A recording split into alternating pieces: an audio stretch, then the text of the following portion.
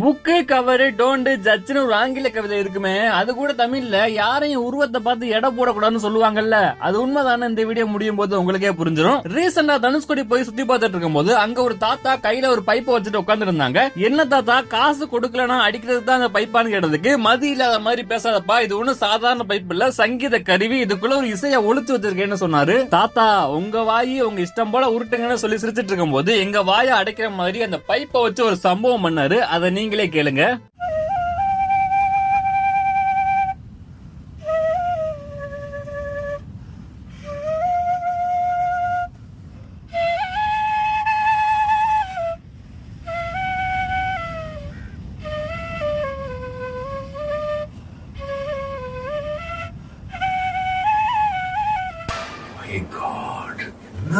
என்ன பண்ணிருக்கீங்க?